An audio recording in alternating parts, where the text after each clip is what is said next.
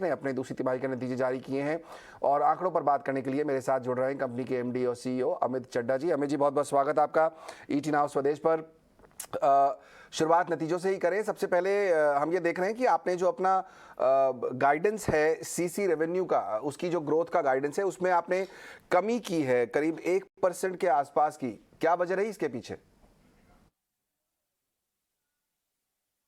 तो सबसे पहले उससे पहले मैं ये कहना चाहूंगा कि हमें बहुत गर्व है कि हम लोग $1 billion annualised revenue run rate constant currency term पे क्रॉस कर गए हैं।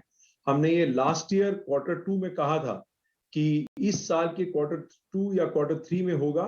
हमने Q2 में इसे अचीव कर लिया। सो बहुत गर्व और फीलिंग प्राउड का एक फीलिंग है कंपनी में, तो ये कहना चाहूंगा।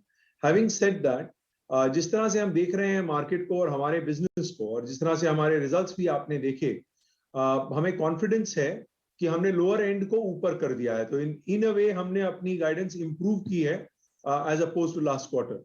और हमें कॉन्फिडेंस है कि हम इस गाइडेंस को मीट कर पाएंगे। इनफैक्ट और अगर कुछ होगा तो हम अगले क्वार्टर फिर आपसे जब जुड़ेंगे तो और आपको अपडेट्स देंगे।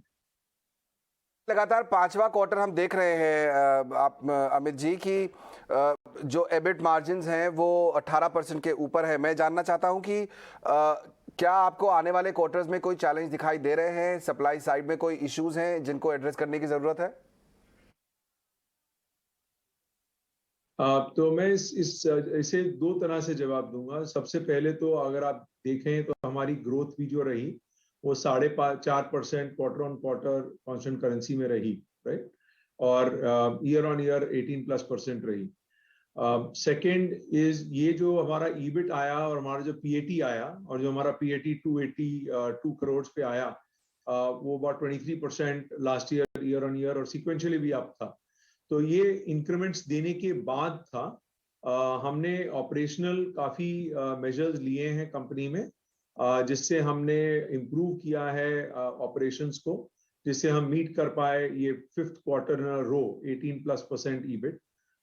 आगे भी हमारी कोशिश रहेगी, हमारा एस्पिरेशन है कि इसी बैंड में चलें आगे बढ़ के। सप्लाई चेन इश्यूज तो अभी नहीं है, और हमें आशा है कि आगे जाकर भी मार्जिन्स ऐसे ही रहेंगे। अमित जी, इस समय अगर मैं एक ब्रॉडर पिक्चर आपसे जानना चाहूं, चूंकि बिजनेस में उतार चढ़ाव पिछले कुछ समय में हमने देखे हैं, कोविड की वजह से, ग्लोबल शटडाउन की वजह से, इस समय ब्रॉडली डिमांड ट्रेंड आपको कैसा दिखाई दे रहा है? क्लाइंट कॉन्फिडेंस क्या है? लोग लौट के आ रहे हैं, पुराने क्लाइंट्स, नए क्लाइंट्स ऐड हो रहे हैं? अगर मैं क्लाइंट कॉन्फिडेंस की बात करूं तो अगर आप ट्रांसपोर्टेशन सेक्टर देखें तो हमें लगता है कि ट्रांसपोर्टेशन सेक्टर में जो इलेक्ट्रिक व्हीकल्स और कनेक्टेड व्हीकल्स का जो बोलबाला है वो बरकरार रहेगा at least for the next 2+ years. नए मॉडल आ रहे हैं, नई कार्स आ रही हैं, नए 2 व्हीलर्स आ रहे हैं, नए ट्रक्स बसेस आ रहे हैं इस एरिया में। तो हमें लगता है कि ये पूरा जो ट्रांसपोर्टेशन सेक्टर है ये काफी स्ट्रांग रहेगा अगले 18 महीने 2 साल के लिए एटलीस्ट। दूसरा जो है, एक एनर्जी ट्रांजिशन हो रहा है वर्ल्ड में। लोग एक तरफ से और ग्रीन एनर्जी की तरफ जा रहे हैं, दूसरी तरफ गैस प्लांट्स जो थे यूरोप में वो ऑयल कर रहे हैं, ग्रीन सोर्सेज कर रहे हैं। सो इंडस्ट्रियल सेक्टर और प्रोसेस सेक्टर जो हैं वो भी बरकरार हैं और स्पेंड वहां पे जारी है। थोड़ा सा प्रेशर है हाईटेक साइड में, टेलीकॉम हाईटेक साइड में थोड़ा प्रेशर है, पर हमें लगता है कि अगले 3 क्वार्टर में जब 5G प्रॉपरली रोल आउट होना शुरू होगा तो वो थोड़ा सा ईज होने की संभावना है। That is broadly how we feel the market is right now. Okay, एक आखिरी सवाल ये पूछूंगा फिर कि इस समय डील पाइपलाइन की सिचुएशन कैसी है? कौन कौन से सेगमेंट्स हैं जो बेहतर डील फ्लोज दिखा रहे हैं आपको? तो हमारे जो हैं, हमने जैसे आपको याद होगा हमने 6 बेट लिए थे: electric autonomous connected vehicles, sustainability, digital manufacturing, digital products, AI, 5G and medtech. तो हमारे जो डील्स क्लोज हो रहे हैं आजकल, ये हमारे deals electric autonomous connected vehicles, sustainability और डिजिटल मैन्युफैक्चरिंग में क्लोज हो रहे हैं।